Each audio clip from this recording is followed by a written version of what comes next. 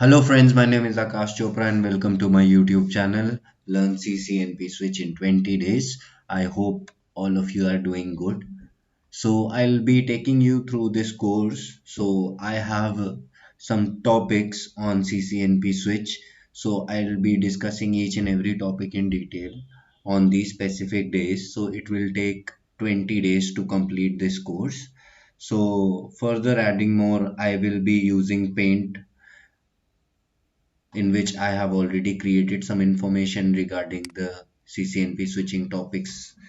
So I will be discussing on switching, types of switching, layer 2 and layer 3 switching, multi-layer switching. So some layer 2 switches are like Ethernet switch, so we'll be discussing on to that. So for just reference purposes, I have added this frame relay switch and the ATM switch. It is however not used and is obsolete now. So I'll be guiding you through the data frame transmission process via a switch between this PC and this PC. So we'll just look at how the switch performs tasks assigned onto it.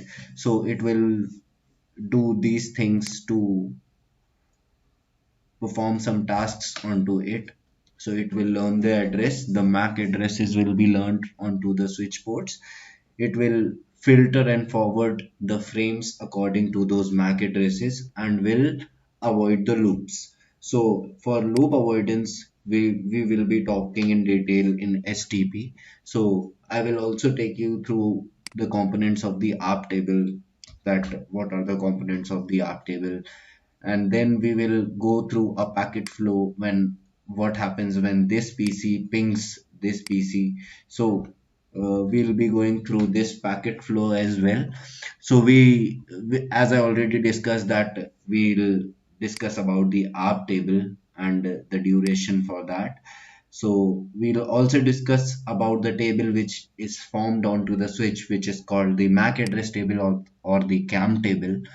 It generates address mapping onto which ports which MAC addresses are there and which is the type of the MAC address and the VLAN ID and the aging time. So we will be discussing about these. So I will be using adding to that. I'm so sorry, adding to that. We'll discuss about the types of flooding onto the switch.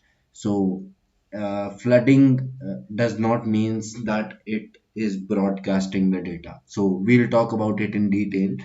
So let's go through the video now.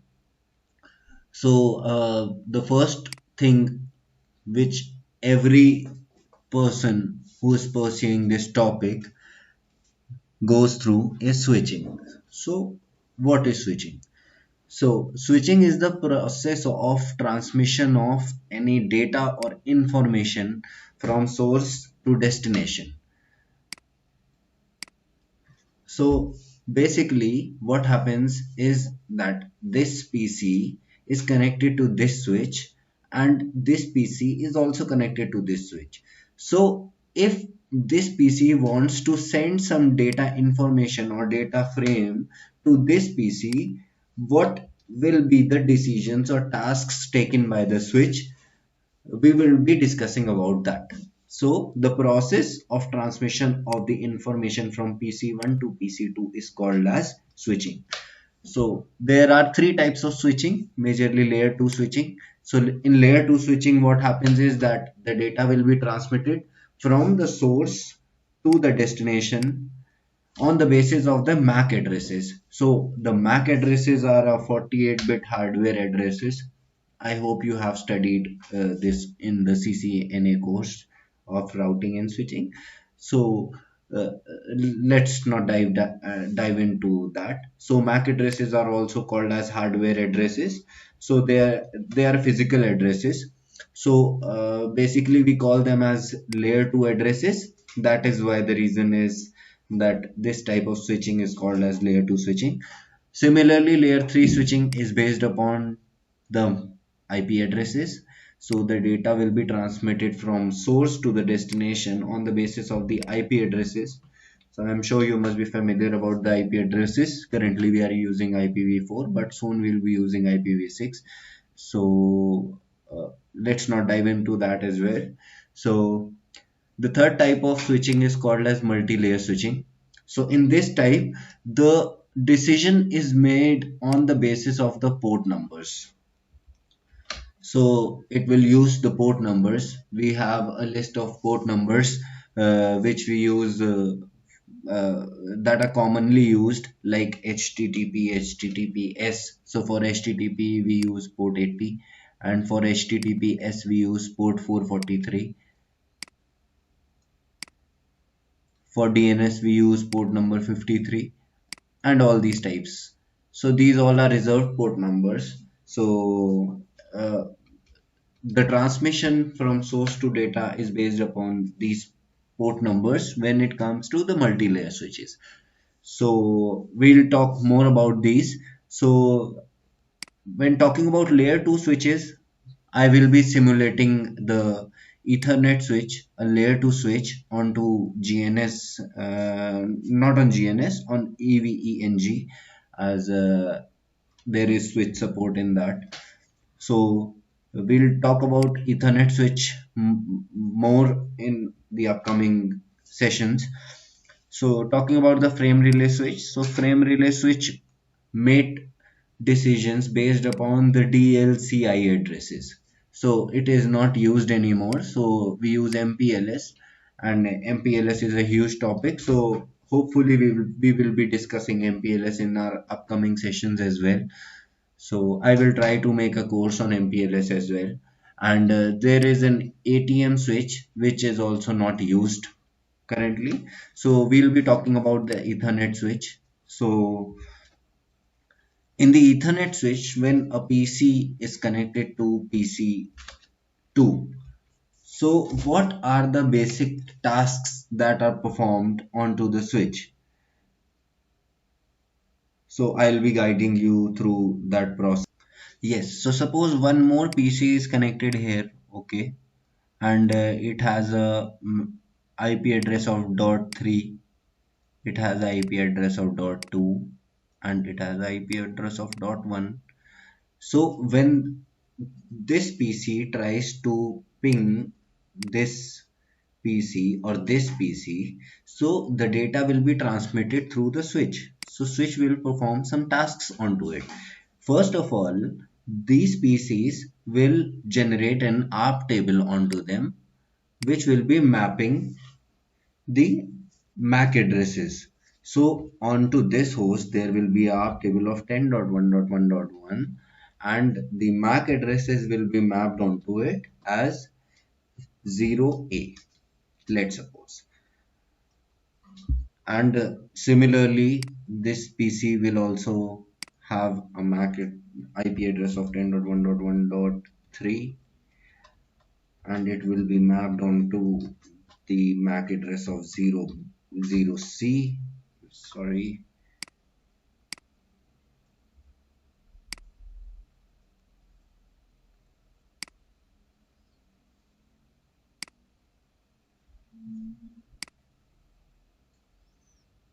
0C, and this PC will have the IP address of 10.1.1.2, and it will be mapped onto the MAC address of 0B. So this will be the information into the ARP table.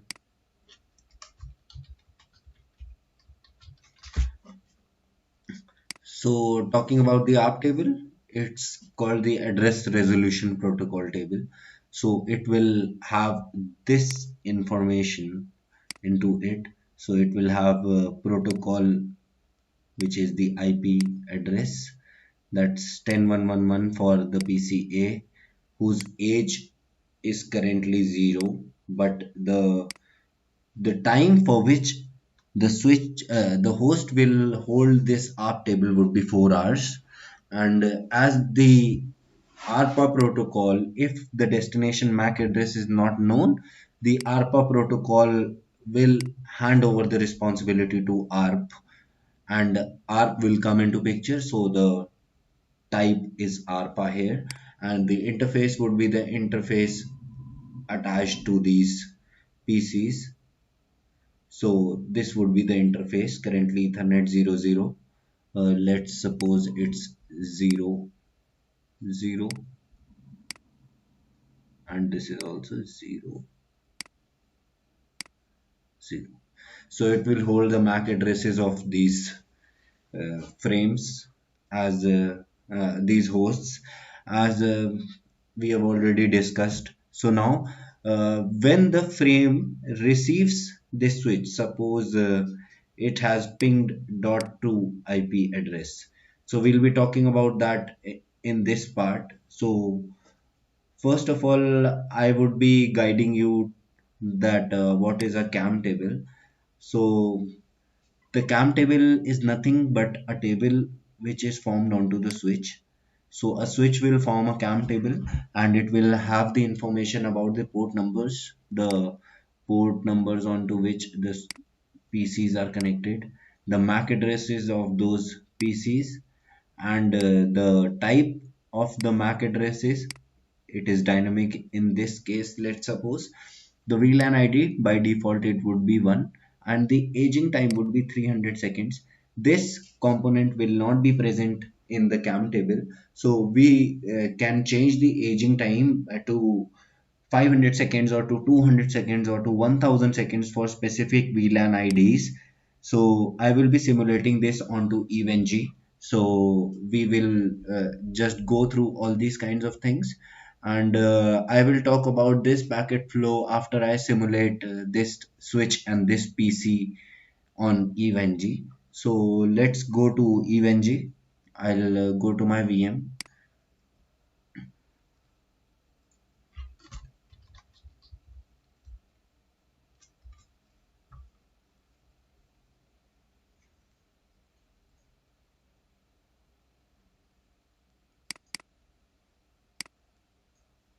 It takes a bit time to get started. So we will talk about the configurations here. So I can simulate the switch and the PCs here. So I will be using routers as PCs. You can also use PCs as PCs. So it's getting started now. I'll have to check my internet connectivity after it gets started. So I'll add my credentials here, and I'll check the internet connectivity. So currently I am connecting to the internet. The ping works perfectly. So I'll go to my workspace. I'll log in using my password, and now I will simulate it here on the Internet Explorer. So I'll just go here, and it will take me through this lab.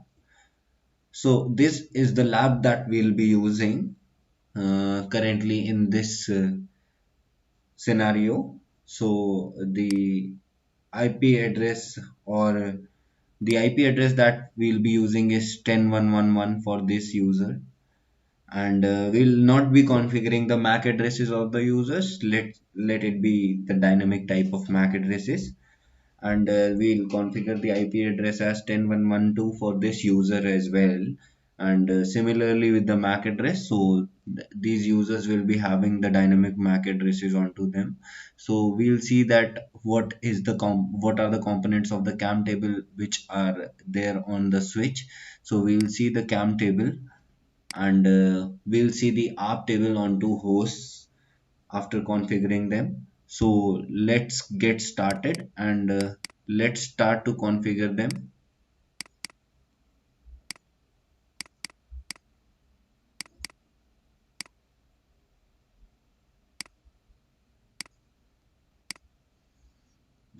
It's giving some kind of error, I suppose. Yes. So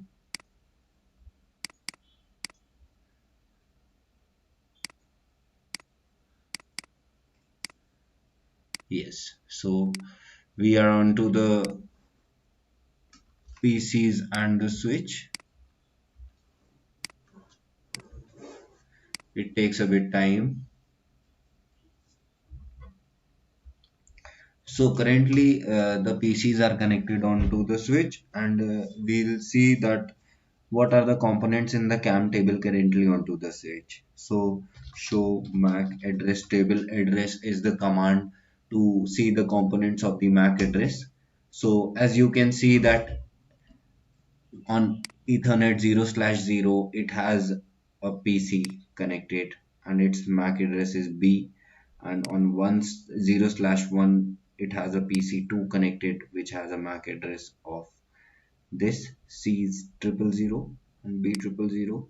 So the PC1 has a MAC address of B and the PC2 has a MAC address of C, as we can see from this topology. So E00 is connected to PC1 in this case, R11 mentioned. So we'll be changing the host name. Similarly for R12, we'll change the host name here so it don't gets difficult for us to go through that.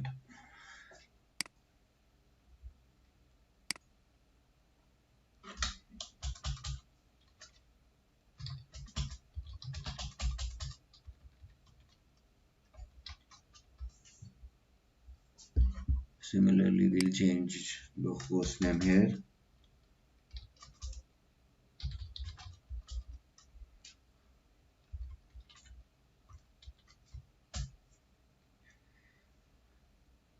So we'll disable IP routing as I am using routers. So it will disable the IP routing, and it will now allow the communication to happen.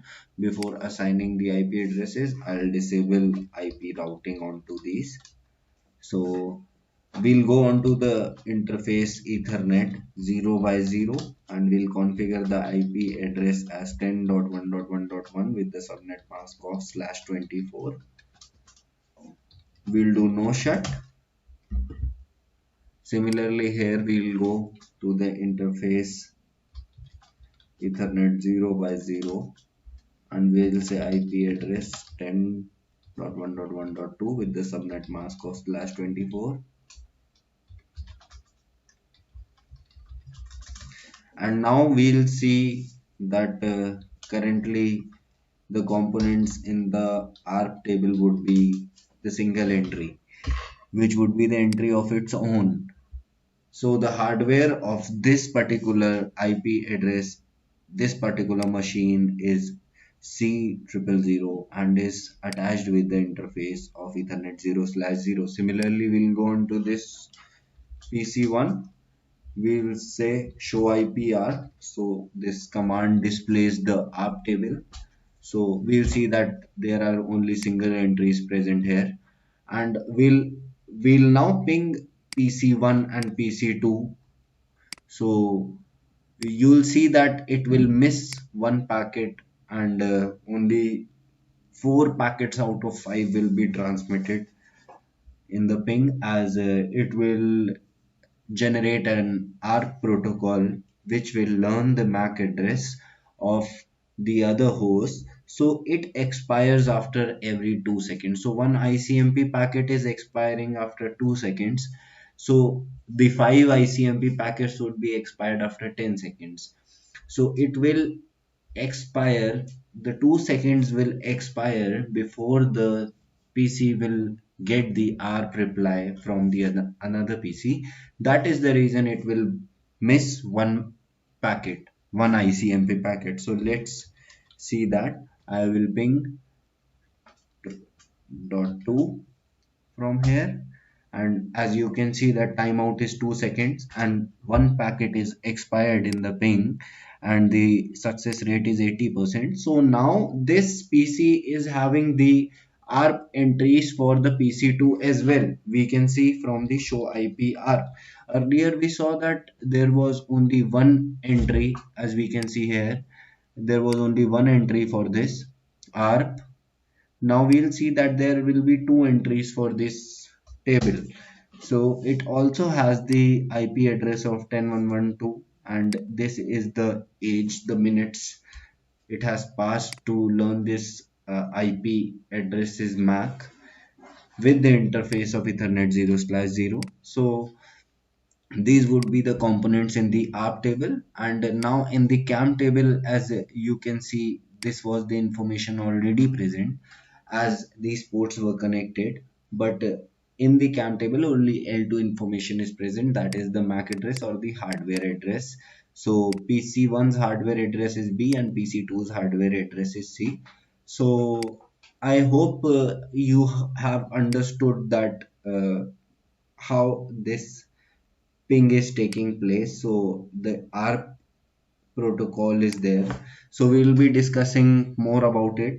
So what happens when PC1 is pinging the PC2? So currently in this situation, and so for transmission of data from one source to the other destination, some protocols are used at one point of time. So ICMP will be used. So ICMP is the protocol which is used by ping or ICMP. So it will generate an echo message. So this echo message will have the source IP of this particular user, PC1 in our scenario, and the destination IP of this particular user with the protocol number of 1. It's the protocol number of echo 1. So it will hand over the packet to the APA protocol on layer 2. Now ICMP works on the layer 3 protocol, so it will hand over to layer 2. So now the ARPA protocol has the packet, the IP packet, this packet, and it adds some information to it. It will add MAC address of the source machine, and the destination machine's MAC address is not on the ARPA protocol, so it will hand it over to the ARP. So now ARP will come into the picture, the address resolution protocol will come into the picture, and will have a source IP of 10111, a destination IP of 10112, the source MAC address as 0A and the destination MAC address of 0B. So how does it knows that this is the destination MAC address? So it will generate an ARP request. So in this ARP request, there is a source MAC address. The destination MAC address would be all F. So it will broadcast it from this, the switch will broadcast it throughout all the other ports connected, and it will add a type field onto it. Now the bits will be converted, and this switch will generate a CAM table onto it as we discussed, and now the bits are on this PC. So it will just check the type field, and as we can see the type field has matched, and the destination MAC address is FFFF onto both the switches, so they will accept it, and it will update its destination MAC address as 0A and the IP address as 10111. So now this switch, this user will be updated onto the CAM table by this switch. So this switch now has the information about this user as well as this user. So it will, in this scenario, it will be unicast flooding, as it will not be broadcasted as only two sources are connected. So if it had been one more user connected here, so it would have been the case of broadcast. So the frame would be broadcasted to him as well. He would have been discarded the frame as the IP address would be 10112. So this user will not participate into this transmission. So now the echo packet gets the ICMP reply. So this will reply that my MAC address is 0B and my IP address is dot 2. So in this scenario, the transmission, in this transmission process of the MAC address learning, it expires in after 2 seconds. So it misses the first ICMP packet. That was the reason it was undergoing an ARP protocol request and ARP protocol reply. So by that time, 2 seconds got passed, and unfortunately, one packet got missed out. But in the next 4 hours, if I ping PC2 from PC1, it will generate the ARP as 100% success, as no packet will be missed. So when we talked about the cam table, we missed out on one point called the aging time. So I'll just go through that aging time. So onto the switch, as we can see that show MAC address table, aging time is the command to see the aging time. So you can see that the global aging time here is 300. So what if we want to change this aging time from 300 to, say, let's 500? So we'll just go to the global configuration mode. We will say MAC address table address, MAC address table aging time. I'm so sorry, I missed. So we can say 500 for the VLAN 1, as the default VLAN is 1. So we can change the MAC address table aging time by using this command. So now if we check that what is the aging time, so it will show us that the aging time is 500 seconds for VLAN 1. So this would be in seconds. Remember, the entries in the ARP table are in minutes. If you have seen, the age is in minutes. So this would be all for today's session, and I hope you understood the elementary switching part, that how the data frame is transmitted from one source to the other destination. So I hope you enjoyed my session onto this. So if you like my session, you can subscribe onto my channel, and you can also click the bell icon so that you can receive all the further notifications. I hope you are keeping well in these hard times. So good luck for your future endeavors. Thank you.